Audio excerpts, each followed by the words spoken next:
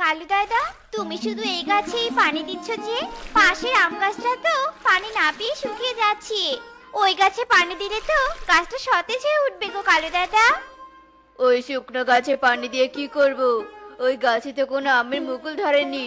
শুধু শুধু পানি দিয়ে কেন ওকে সতেজ করে তুলবো? আর এই গাছে আমের অনেক মুকুল ধরেছে, তাই এই গাছে বেশি করে পানি দিয়েছি। কারণ আম যখন বড় হবে তখন বাজারে বিক্রি করে টাকা পাবো, টাকা। বুঝেছিস টুনি? হ্যাঁ বুঝেছি, তুমি টাকার জন্য এই গাছে পানি দিচ্ছ। শোনো কালু দাদা, গাছ ফল ছাড়াও আমাদের অনেক কাজে লাগে। গাছের নিচে বিশ্রাম করতে পারি, গাছের কাঠ দিয়ে ঘরবাড়ি বানানো যায়। আর তাছাড়া একটা জীবন বাঁচানো মহৎ গুণ। টুনি, আমাকে এত জ্ঞান দিতে আসিস না তো। আমি নিজের স্বার্থ ছাড়া কোনো কাজ করি না। এবার যা তো, যা এখান থেকে। আমাকে বিরক্ত করিস না। না, আমি তো এখন এখান থেকে যাব না। আমি এই গাছে পানি দিব, তারপর এখান থেকে যাব। তোমার কলসটা দাও তো, এই গাছে কয়েক কলস পানি দেই। না না, আমার কলস আমি কিছুতেই দিব না। তুই আমার কলসে পানি আনলে কলস ক্ষয় হয়ে যাবে। এই আধমরা গাছের জন্য যখন তোর এতই দরদ, তখন বাজার থেকে একটা কলস কিনে এনে পানি দে। আমার কাছে যে টাকা নেই কালু দাদা, টাকা থাকলে তাই করতাম। তুমি কলস না দিলে আমি অন্য কারো কাছ থেকে কলস এনে পানি দিয়ে এই গাছকে সতেজ করে তুলবো। এই কথা বলে টুনি সেখান থেকে চলে আসে আর সুখীর বাড়িতে যায়।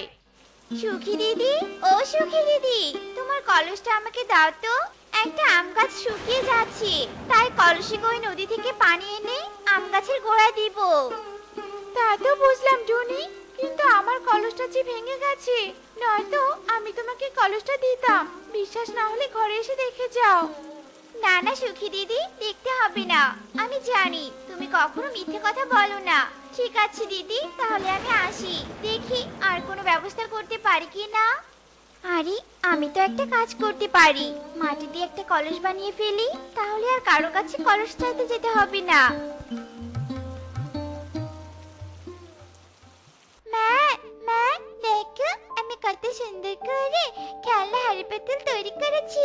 দেখো দেখো। হ্যাঁ রে মা, তাই তো দেখছি। আমার মেয়েটা যে এত সুন্দর করে হাড়ি পাতিল তৈরি করতে পারি, তা তো আমি আগে জানতাম না। তা তুই এই মাটিগুলো কোথা থেকে এনেছিস রে মা? আমি একটা কলস বানাতাম। আমি তো জঙ্গলের ভিতরে একটি গর্ত থেকে এই মাটিগুলো এনেছি মা। কিন্তু মাটি দিয়ে কলস বানিয়ে কি করবে গো তুমি? এরপর টুনি টুকিকে সবটা খুলে বলে, আর দুজন মিলে জঙ্গলের ভিতরে মাটির গর্তের কাছে যায়। আর টুনি সেখানেই একটা কলস বানিয়ে ফেলে। কলস বানানো তো হয়ে গেছে, এবার চল আম গাছে পানি দেওয়া শুরু করে দেই। এই বলে টুকি ও টুনি মিলে নদী থেকে পানি এনে আম গাছের গোড়া দিতে থাকে। আর কয়েক কলস পানি দিয়ে তারা বাড়িতে চলে আসে। কালু দাদা এই গাছটাকে অবহেলা করে যত্ন নেয়নি। আজ যত্নের জন্য গাছটি তার প্রাণ ফিরে পেল। যাই হোক, ভালো হয়েছে। আমের তো মুকুল এসেছে, আম বড় হলে বাজারে বিক্রি করে কিছু টাকা পাওয়া যাবে। টুনি, তুমি গাছের এত যত্ন করলে, তবুও তো তোমার গাছে ছোট ছোট আম ধরেছে। আর আমার গাছে দেখো কত বড় বড় পাকা পাকা আম ধরেছে। আমি তো তোমার মতো এত যত্ন করিনি। যেমন আম ধরেছে এতে আমি খুশি, কারণ এই গাছটা তো মরে যেতেই ধরেছিল। আমি যত্ন নিয়ে তার জীবন বাঁচিয়েছি, আর কিছু আমও দিয়েছি। আর আমি তোমার মতো অত লোভী না, বুঝেছো, যে টাকার লোভে গাছের যত্ন নিয়েছি। এখন তো এসব বলবেই। আমাদের কাছে বড় বড় আম দেখে হিংসা জ্বলে পড়ে আমাদের অপমান করছো। আমরা সব বুঝি। তুমিও টাকার জন্য এই গাছে যত্ন নিয়েছো, আর বানিয়ে বানিয়ে কিছু বলতে হবে না। কালু, টুনির সাথে কথা না বলে তাড়াতাড়ি আমগুলো পারো তো, নইলে টুনি আবার চুরি করতে পারে। বলাও তো যায় না, কখন মনে লোভ জন্মায়। হ্যাঁ কাকুলি, ঠিক বলেছো। সব আম পেড়ে বাজারে নিয়ে যাব।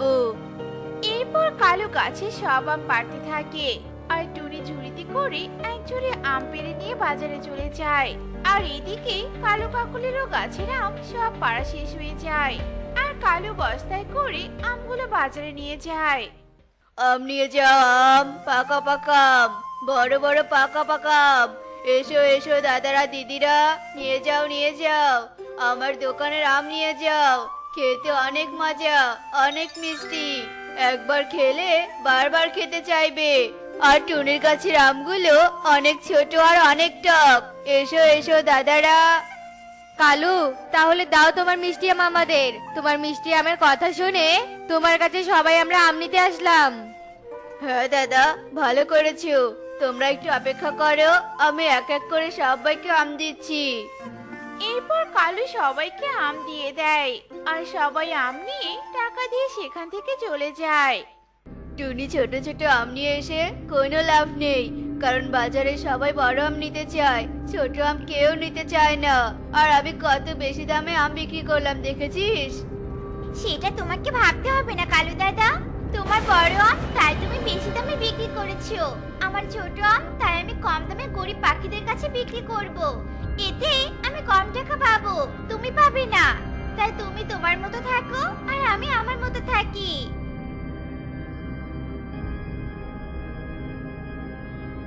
আরো আম নিতে এসেছো তাই না? আমগুলো খুব মিষ্টি ছিল, তাই বুঝি আবার আম নিতে এসেছো? তোর আম তোকে ফিরিয়ে দিতে এসেছি। শয়তান কালু, মিথ্যাবাদী কোথাকার। এই নে তোর টক আম, খেয়ে দেখ কত মিষ্টি। আমাদের মিথ্যে বলে টক আম দিয়েছিস? এই সবাই একে মেরে হাত পা ভেঙে দাও তো। এরপর সবাই কালুকে অনেক মারতে থাকে আর মার খেয়ে কালু সেখান থেকে পালিয়ে যায়। আর সবাই সবার টাকাগুলো নিয়ে টুনির কাছে যায়। টুনি, তোমার আম মিষ্টি নাকি টক? কালু যে বলেছিল টক, এখন তো মনে হচ্ছে ও নিজের আম বিক্রি করার জন্য তোমার আমের কথা মিথ্যে বলেছিল। দাদা, আমি আম খেয়ে দেখিনি, তাই টক নাকি মিষ্টি বলতে পারবো না। তুমি একটি আম খেয়ে তারপর নিতে পারো।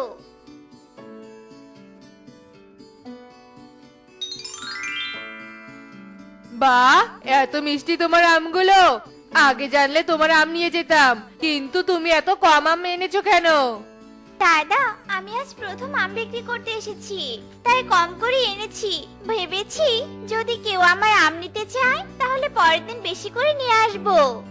তোমাকে কষ্ট করে বাজারে নিয়ে আসতে হবে না। আজ যা এনেছো তাই আমাদের দিয়ে দাও, আর কাল আমরা তোমার আম গাছ থেকে আম কিনে নিয়ে আসবো। এত মিষ্টি আম কি ছেড়ে দেওয়া যায়?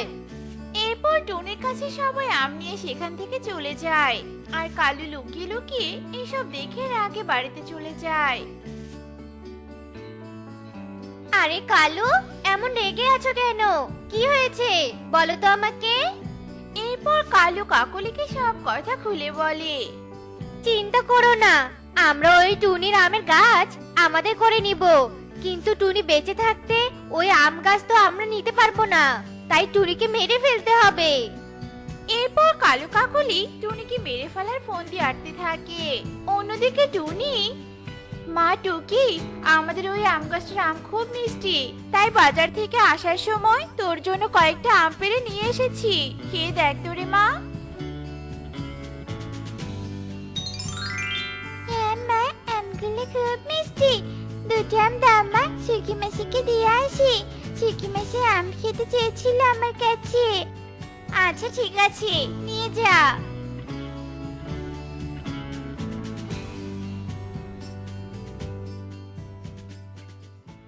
কাকলি, ওই তো টুনি আসছে।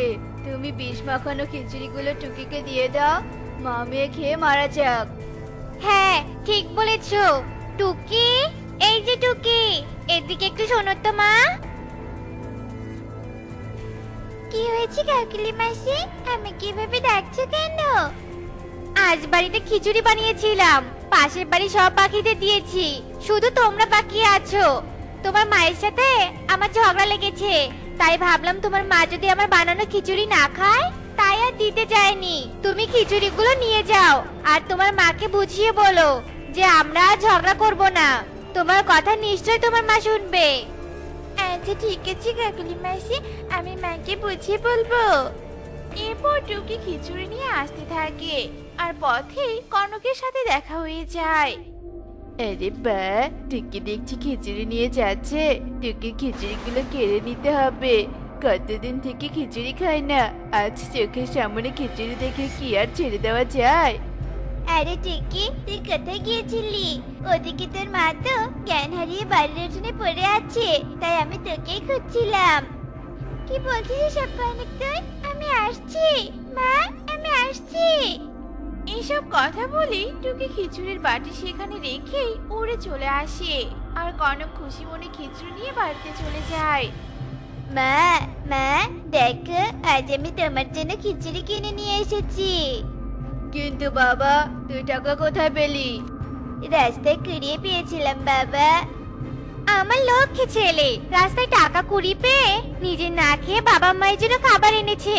কালু, আমাদের ছেলে বড় হলে আমাদেরকে কখনো ফেলে দিবে না।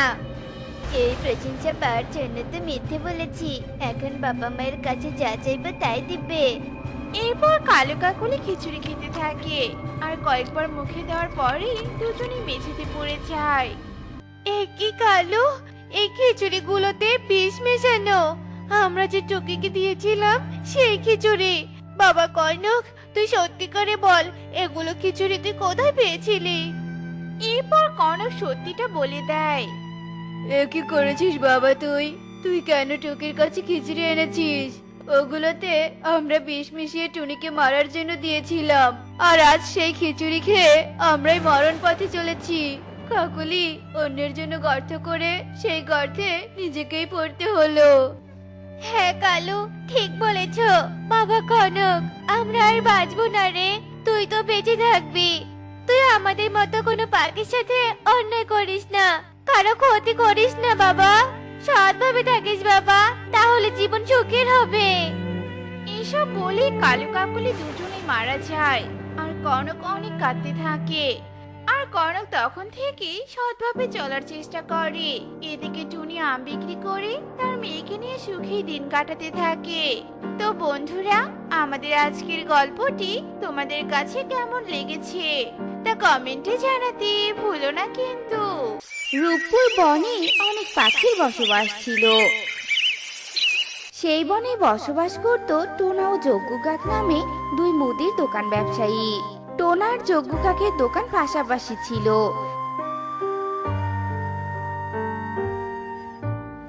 সারাদিন টোনার দোকানে ভালো বেচা কেনা হলেও যজ্ঞ কাকের দোকানে কোনো বেচা কেনা হতো না।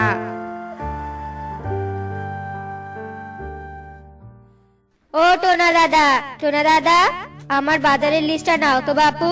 এখানে যা লেখা আছে তা তাড়াতাড়ি আমার ব্যাগে ভরে দাও।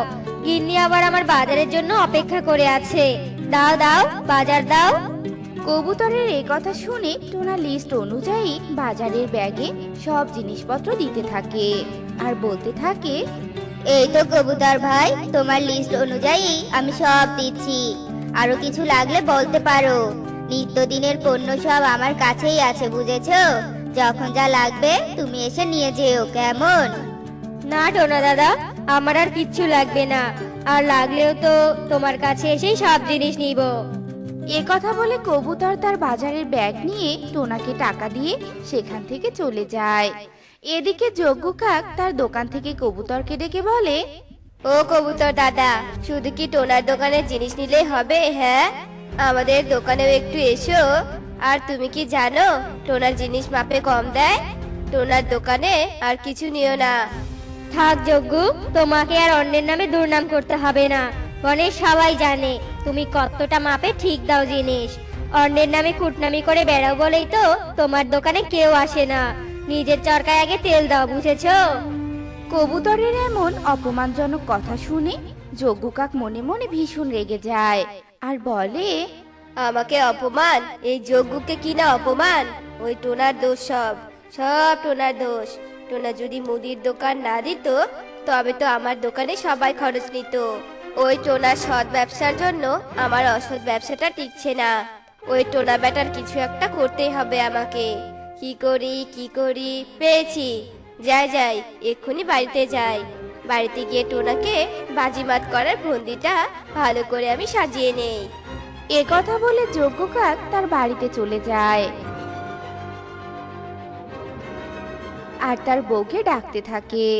কাকুলি, ও কাকুলি, কোথায় তুমি? এদিকে এসো তো, তোমার সাথে আমার একটা জরুরি পরামর্শ আছে। কাকুলি, ও কাকুলি। কি হয়েছে যজ্ঞ? দোকান থেকে বাড়িতে এসে এমন ষাঁড়ের মতো চেঁচাচ্ছ কেন? হ্যাঁ, বলো কি তোমার এমন জরুরি কথা, তাড়াতাড়ি বলো তো। কাকলি, তোমার কোনো কাণ্ডজ্ঞান নেই? হ্যাঁ, তুমি আমাকে ষাঁড় বলে পাখি সমাজকে অপমান করলে। যাকগে সেসব কথা। শোনো, তোমার গহনার বাক্সটা আমাকে এনে দাও তো তাড়াতাড়ি। আজ তোমার গহনার বাক্স দিয়েই টোনাকে এই বন ছাড়া করবো আমি। খুব বার বেড়েছে ওই বেটা টোনা। এসব কি বলছো কি তুমি? আমি তো তোমার কোনো কথাই বুঝতে পারছি না। আমাকে বুঝিয়ে বলো তো তুমি কি করতে চাচ্ছো? না, আমি তোমাকে কিচ্ছু বলবো না, তা না হলে তো আমার চালাকি ফাঁস হয়ে যাবে। আর তুমি যে পেট পাতলা, সবাইকে আমার চালাকির কথা তুমি বলে দিবে। দাও দাও, আমাকে তোমার গহনার বাক্স দাও। যজ্ঞ কাকের এ কথা শুনে কাকুলি যজ্ঞ কাককে গহনার বাক্সটা দেয়। আর যজ্ঞ কাক গহনার বাক্স নিয়ে টোনার বাড়িতে যায়। আর টোনাকে গিয়ে বলে, টোনা, তোর কাছে আমি বড় বিপদে পড়ে এসেছি রে। দেখ না রে, তোর বৌদি কাকুলি কেমন বায়না ধরেছে যে আমাকে নিয়ে তার বাপের বাড়ি বেড়াতে যাবে। কিন্তু আমি তো রাজি হয়ে গেলাম। তবে তোর বৌদি এই গহনার বাক্সটা কোথায় রেখে যাবে সেটাই ভেবে পাচ্ছে না। তাই আমি ভেবেছি কি, তুই তো অনেক সৎ, আর তাই তো সবাই তোকে বিশ্বাস করে। তাই তোর কাছে এই গহনার বাক্সটা রাখতে এসেছি আমি। না করিস না ভাই আমার। যজ্ঞ কাকের এমন কথা শুনে টোনার মনে সন্দেহ হয়। আর টোনা মনে মনে বলে, কি ব্যাপার, রঘু দাদা তো কারো কাছে গহনা গচ্ছিত রাখার পাখি নয়, নিশ্চয়ই কোনো ঘাবলা আছে।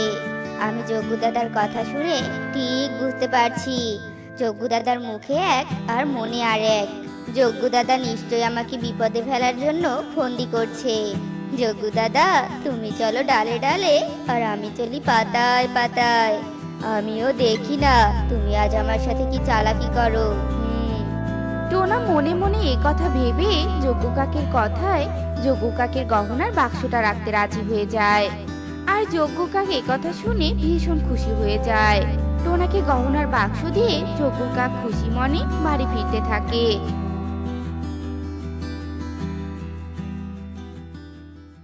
আজ রাতটা, শুধুমাত্র আজ রাতটার অপেক্ষা। এই কাকের চালাকিতেই বেটা টোনা কালকেই বন ছাড়া হবে। আর বেটা পাগলা টোনা, তুই কি মনে করেছিস? হ্যাঁ, আমি তোকে এমনি এমনি গহনার বাক্স রাখতে দিয়েছি? আজ রাতে আমি টোনার বাড়ি থেকে আমার গহনাগুলো চুরি করব।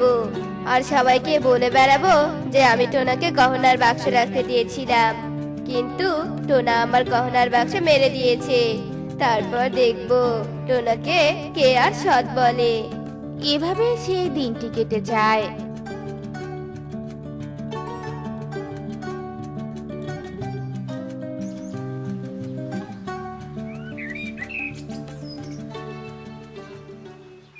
এদিকে টোনা যজ্ঞ কাকের গহনার বাক্স সিন্ধুকে রেখে দেয়।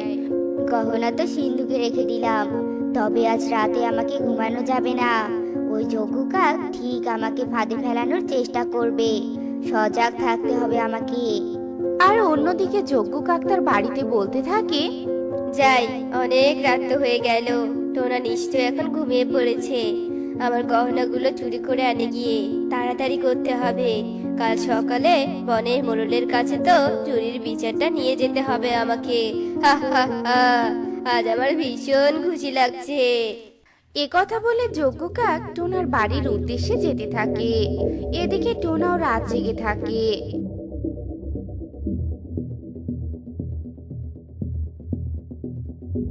এরপর যজ্ঞ কাক যখন টোনার বাড়ির একদম কাছাকাছি চলে আসে, তখন টোনা জানালা দিয়ে যজ্ঞ কাককে দেখতে পায়।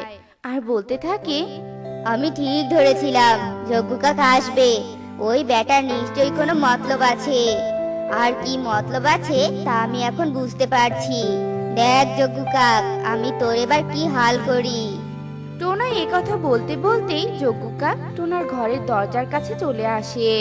আর টোনা একা একাই জোরে জোরে বলতে থাকে, এই যে এই যে এই পুটলিতে যজ্ঞ দাদার সব সোনা বেঁধে ফেলেছি।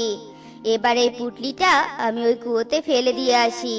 আজকাল যা চোরের উপদ্রব বেড়েছে না এই বনে, আজ রাতে কুয়োতে পুটলিটা ফেলে দেই, কাল সকালে কুয়োর সব জল ছেঁচে পুটলিটা তুলে আনবো।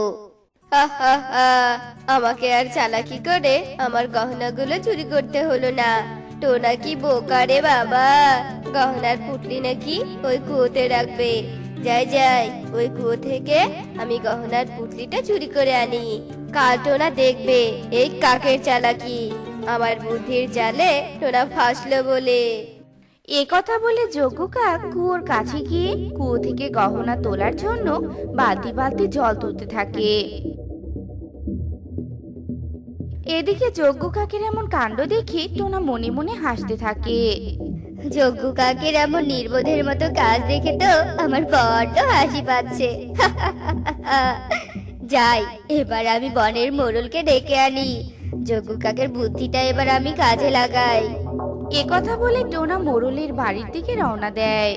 আর যজ্ঞ কাক গহনা চুরির উদ্দেশ্যে কুয়ো থেকে শুধু বালতি বালতি করে জল তুলতেই থাকে, কিন্তু গহনার পুটলি আর খুঁজে পায় না। এভাবেই সকাল হয়ে যায়।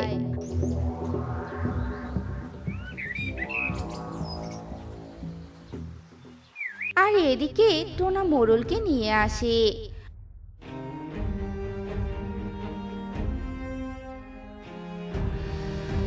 আর মোড়ল যজ্ঞ কাককে দেখে বলে, কি ব্যাপার যজ্ঞ, সাত সকালে তুমি টোনার বাড়িতে এসে কুয়োর জল তুলছো কেন? আমি কিন্তু সব জানি, টোনা আমাকে সব বলেছে। ইয়ে মানে মোড়ল মশাই, আপনি এখানে কেন? আমি তো এমনি কুয়োর জল তুলছি। আরে এই টোনা, দে দে আমার গহনাগুলো ফেরত দিয়ে দে বলছি। আমি তাড়াতাড়ি এখান থেকে চলে যাব। কি রে, দে। গহনা তো তুমি ফেরতই পাবে, তার আগে মোড়লের কাছে স্বীকার করো তুমি আমাকে বিপদে ফেলার জন্য কি চালাকি করেছিলে। হ্যাঁ রে টোনা, তুই আমার চালাকি ধরে ফেলেছিস। এই টোনা, এই তুই তো দেখছি আমার চালাকির ওপর বাটপারি করে ফেললি রে। মোড়ল মশাই, আমাকে ক্ষমা করে দিন, আমি আর এমন চালাকি করতে যাব না। কি মনে করেছো যজ্ঞ, তুমি একাই চালাক? আর তোমার চালাকি কেউ বুঝবে না। এবারের মতো তোমাকে ক্ষমা করে দিলাম। এর পরের বার এভাবে কাউকে বিপদে ফেলানোর পরিকল্পনা করলে তোমাকে এই গাছের সাথে বেঁধে পেটানো হবে, বুঝতে পেরেছো? যজ্ঞ কাকের এমন চালাকি আর কুবুদ্ধি টোনার কাছে ধরা পড়াতে যজ্ঞ কাক ভীষণ লজ্জা পায় আর মুখ লুকিয়ে সেখান থেকে চলে যায়। অমাবস্যার রাত, চারিদিকে ঘুটঘুটে অন্ধকার, আশেপাশেও কোথাও কিচ্ছু দেখা যাচ্ছে না। এমন সময় এক পাখি পা টিপে টিপে হাঁটছে। আর পাখিদের বাসায় গিয়ে গিয়ে মুরগির ডিম চুরি করে খাচ্ছে। উফ বাবা, এত কাজ আমার আর ভালোই লাগে না। টুনি, তুমি তোমার কাজ রাখো তো। জানো কি হয়েছে? আজও শালি দিদির বাড়ি থেকে মুরগির ডিম চুরি হয়েছে। ও মা গো, সে কি কথা, সে কি কথা! এভাবে কে রোজ মুরগির ডিম চুরি করছে বলো তো? আমি কি জানি নাকি টুনি, তবে একবার যদি তাকে ধরতে পারতাম তাহলে পাখিদের বাড়িতে ডিম চুরি করার শিক্ষা ঘুচিয়ে দিতাম। হ্যাঁ, বুঝতে পেরেছি টোনা, এখন বাদ দাও তো এসব কথা। আসলে ওরা যে বৃন্দাবন জঙ্গলটায় বাস করত, সেই জঙ্গলে আজ কদিন থেকেই পাখিদের বাড়ি থেকে ডিম চুরি হতে থাকে, কিন্তু কে চুরি করে তা কেউ বুঝতে পারে না। জঙ্গলে এসব কি হচ্ছে আমি তো কিছুই বুঝতে পারছি না। এভাবে চলতে থাকলে তো আমরা পাখিরা ডিম খেতেই পারবো না। সুখী যখন এভাবে একা একাই বকবক করছিল, এমন সময় তার পাশ দিয়ে টুনি যাচ্ছিল আর মুচকি হাসছিল। এ যেন এক রহস্যের হাসি। অন্যদিকে আজ কদিন হয়ে গেল, কিন্তু তবুও জঙ্গলের কেউ সেই চোরকে ধরতে পায়নি। এভাবেই দিন কাটছিল।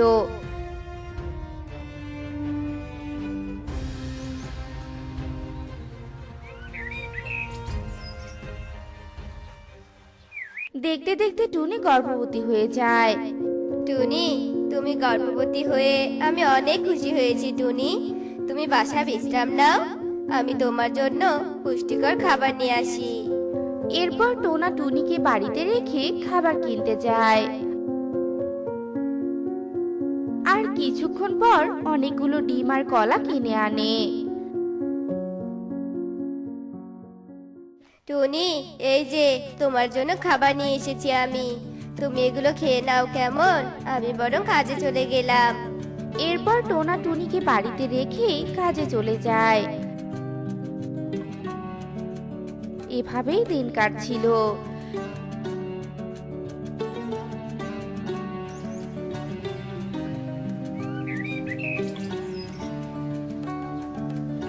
টুনি সুন্দর একটা ডিম দেয়,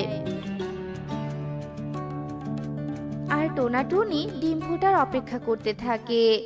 অবশেষে তাদের অপেক্ষার অবসান ঘটিয়ে তাদের ডিম ফুটে একটা ছানা বের হয়, কিন্তু এ দেখে ওরা ভীষণ অবাক হয়ে যায়। টুনি, এ আমি কি দেখছি টুনি?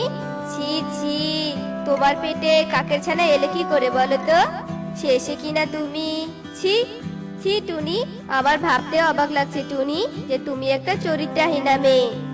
না না টোনা, তুমি আমাকে ভুল বুঝো না টোনা, আমি ওসব কিচ্ছু করিনি। তুমি আমাকে বিশ্বাস করো টোনা। না, তোমার মতো মেয়েকে আমি কিছুতেই বিশ্বাস করি না। না টোনা, আমি সত্যি জানি না যে আমার পেটে কাকের ছানা এলো কি করে। তবে আমি তোমায় একটা সত্যি কথা বলতে চাই টোনা। সত্যি কথা? আবার কোন পাপের কথা বলবে তুমি বলো তো? আসলে টোনা, এতদিন জঙ্গলে যে মুরগির ডিম চুরি হতো তা আমি চুরি করতাম টোনা। রাতে যখন তুমি ঘুমাতে তখন আমি পাখিদের বাড়ি বাড়ি যেতাম আর মুরগির ডিম চুরি করে খেতাম। আমি গর্ভবতী হওয়ার আগে কাকুলি দিদির বাড়িতে ডিম চুরি করেছিলাম। আমার মনে হয় আমি অন্ধকারে ভুলে কাকুলি দিদির ডিম খেয়েছি। ছি ছি ছি ছি ছি ছি, এ আমি কি শুনছি? শেষে তোমার মুখে এমন কথা শুনতে হবে আমি এটা ভাবিনি টুনি। আমাকে ক্ষমা করে দাও টোনা, আসলে আমার ডিম খেতে অনেক ভালো লাগতো, তাই তো আমি ডিম চুরি করতাম টোনা। টুনি যখন কান্না করে এভাবে ক্ষমা চাচ্ছিল, এমন সময় ওরা দেখতে পায় যে সদ্য জন্ম নেওয়া কাকের ছানাটির চোখ রক্তের মতো লাল হয়ে আছে, আর সাথে সাথেই সে একটা বাচ্চা ডাইনিতে পরিণত হয়েছে। অবশেষে আমি জন্ম নিলাম, এবার রক্ত খাবো আমি, রক্ত, মজা করে রক্ত খাবো। কাকে ছেড়ে যে কাকে খাবো, তোকে খাবো নাকি একে খাবো? টোনা, এ আমি কি দেখছি টোনা? এ তো একটা রাক্ষসী কাকের ছানা। তবে এবার কি হবে টোনা? আমার তো বড্ড ভয় করছে। কি আর হবে, এই সব কিছু তোমার পাপের ফল। এখন বাঁচতে চাইলে প্রাণ নিয়ে তান্ত্রিক বাবার কাছে চলো। এসব বলে টোনা টুনি কাকের ডাইনি বাচ্চাকে ঘরে আটকিয়ে এক তান্ত্রিক বাবার কাছে যায় আর হাঁপাতে থাকে। কি হয়েছে তোদের? আমাকে খুলে বল তো, এত হাঁপাচ্ছিস কেন তোরা? এরপর টোনা টুনি তান্ত্রিক বাবাকে সব কথা খুলে বলে। সব শুনে তান্ত্রিক অনেক চিন্তায় পড়ে যায়। সর্বনাশ, ওই ছানাকে ঘরে আটকিয়ে রেখে তো ভীষণ ভালো কাজ করেছিস। ওই রাক্ষসী ছানা ছাড়া পেলেই সবাইকে ধ্বংস করে দিবে, রক্ত খাবে। তাহলে এবার কি হবে তান্ত্রিক বাবা? আর কাকুলি দিদি একটা সাধারণ পাখি হয়ে তার ডিম পায় এমন রাক্ষসী হলো কি করে? দাঁড়া, অপেক্ষা কর, আমি ধ্যানে বসে সবটা দেখছি। এরপর তান্ত্রিক বাবা ধ্যানে বসে আর ধ্যান শেষ করে বলতে থাকে, সর্বনাশ, ওই কাকুলি তো তোদের জঙ্গলের সবার খারাপ চায়, তাই ও এক দুষ্ট তান্ত্রিকের ফল খেয়ে গর্ভবতী হয়েছিল। কাকুলি চেয়েছিল ওই রাক্ষসী ছাড়া জন্ম দিয়ে সবাইকে ধ্বংস করবে। ছি, কাকুলি দিদি এত খারাপ। আপনি ওই ছানাকে বিনাশ করার উপায় বলে দিন বাবা। শোন, এখান থেকে হিমছড়ি পাহাড়ের উপরে আছে একটা ডুমুর ফুলের গাছ। ওই ডুমুর ফুলের রস রাক্ষসী বাচ্চা শরীরে ছিটিয়ে দিলেই ও বিনাশ হবে। তবে শোন, ওই পাহাড়ে তোকে কাঁটাযুক্ত পথ দিয়ে হেঁটে উঠতে হবে। তান্ত্রিকের কথা শুনে টুনি একটুও ভয় পায় না, কারণ ওকে যে ওর পাপের প্রায়শ্চিত্ত করতেই হবে। এরপর টুনি সবাইকে বিদায় জানিয়ে ডুমুর ফুল আনতে চলে যায়। এদিকে জঙ্গলের সবাই কাকুলির এসব অন্যায়ের কথা জেনে যায়। ও মা গো, এই তো দেখছি অনেক বড় কাঁটাযুক্ত পথ। তবে আমাকে ভয় পেলে চলবে না, আমাকে যে আমার পাপের প্রায়শ্চিত্ত করতেই হবে। এসব বলে টুনি কাঁটাযুক্ত পথ দিয়ে পাহাড়ে উঠতে থাকে, আর টুনির পা দিয়ে রক্ত পড়তে থাকে। অবশেষে টুনি ডুমুর ফুলের কাছে পৌঁছে যায় আর ডুমুর ফুল নিয়ে বাড়িতে চলে আসে। আর এসে দেখে যে রাক্ষসী ছানাটি রক্ত খাওয়ার জন্য চিৎকার করছে। আর সব পাখিরা টুনির বাড়িতে দাঁড়িয়ে আছে। তোমরা ভয় পেও না, আমি ডুমুর ফুল এনেছি, এবার ওর বিনাশ আমি করব। এরপর টুনি ডুমুর ফুলের রস করে রাক্ষসী কাকের ছানার শরীরে ছিটিয়ে দেয়। মরে গেলাম রে, মরে গেলাম। এই শয়তান টুনি, আমি তোদের রক্ত খাওয়ার জন্য এসেছিলাম, আর তোরা আমাকে ভস্ম করলি। এসব বলতে বলতে কাকের ছানাটি ভস্ম হয়ে যায়। এরপর সুখী বলে, টুনি, তুমি আমাদের বাড়ি থেকে ডিম চুরি করে অনেক অন্যায় করেছিলে, এটা যেমন সত্যি তেমনি তুমি আমাদের রক্ষা করলে, এটাও সত্যি। তাই তোমাকে আমরা ক্ষমা করে দিলাম। তবে ওই কাকুলিকে আমরা কোনোদিন ক্ষমা করব না, ওকে আমরা বেঁধে রেখেছি। এই সবাই চলো। আর টুনি টোনাকে বলে, টোনা, তুমি আমার উপর এখনো রাগ করে আছো? রাগ করে থেকো না টোনা, আমার এখন থেকে যা খেতে ইচ্ছে করবে আমি তোমাকে বলবো, তবু তুমি আমার উপর রাগ করে থেকো না। তাই যেন মনে থাকে টুনি, এবারের মতো তোমাকে আমি ক্ষমা করে দিলাম। এরপর থেকে ওরা অনেক সুখে শান্তিতে দিন কাটাতে থাকে। তো বন্ধুরা, আমাদের আজকের এই গল্পটি তোমাদের কাছে কেমন লেগেছে তা কমেন্টে জানাতে ভুলো না কিন্তু।